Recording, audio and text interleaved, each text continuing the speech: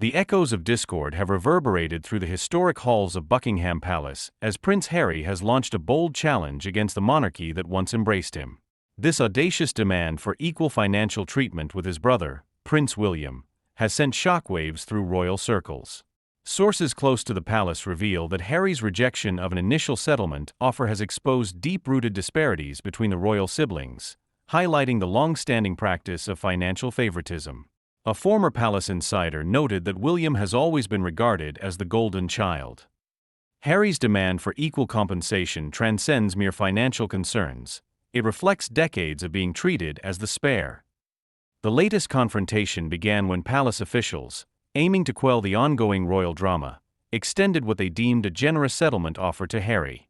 However, the Duke of Sussex reportedly dismissed it as insulting upon discovering that William received substantially more from the royal coffers. This revelation has sparked heated debates about the monarchy's treatment of its members and the apparent double standards at play. Royal expert Victoria Carmichael argues that William's position as heir does not justify the vast financial gap between the brothers, as both have served their country and carried out royal duties. The disparity in treatment illustrates a deeper institutional bias that Harry has long endured. The timing of Harry's demand has particularly irritated William's camp, as the Prince of Wales grapples with his increasingly demanding role as a parent. Sources suggest that William views Harry's latest move as a direct challenge to his authority. An insider revealed that William perceives this as another attempt by Harry to undermine him. The current financial standoff has exposed cracks in the carefully crafted image of royal unity.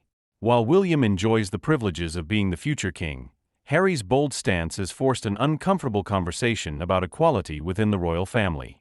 Some observers note that William's seemingly privileged position may have been less earned than automatically bestowed, raising questions about the fairness of the monarchy's internal systems. The palace's initial response to Harry's demand was one of dismissal, with officials citing the different roles and responsibilities of the two princes.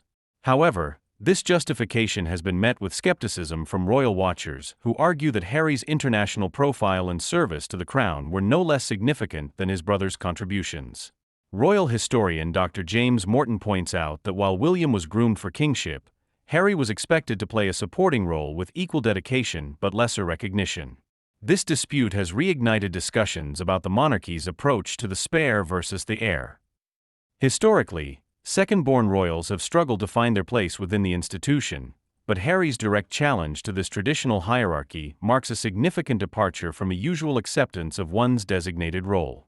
Critics label Harry's demands as entitled, while supporters argue that his stance represents a necessary challenge to an outdated system. Some suggest that Harry's refusal to accept less than his brother is a rational response to years of institutional inequality. Royal finance experts estimate that William's annual allowance and benefits far exceed what was offered to Harry, although exact figures remain closely guarded secrets.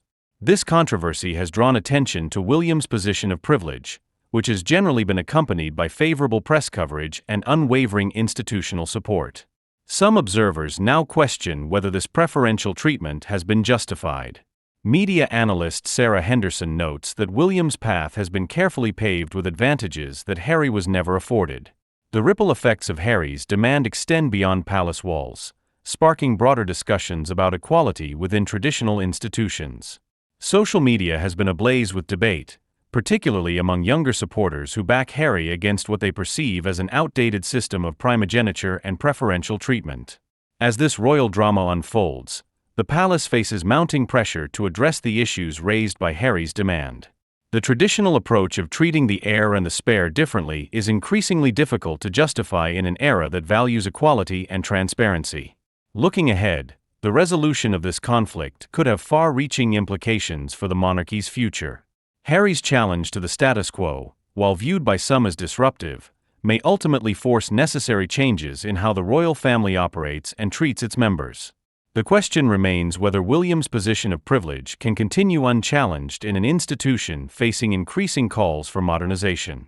As the rift within the British royal family escalates, it is clear that the dynamics of royal duty, equality, and familial loyalty are under intense scrutiny.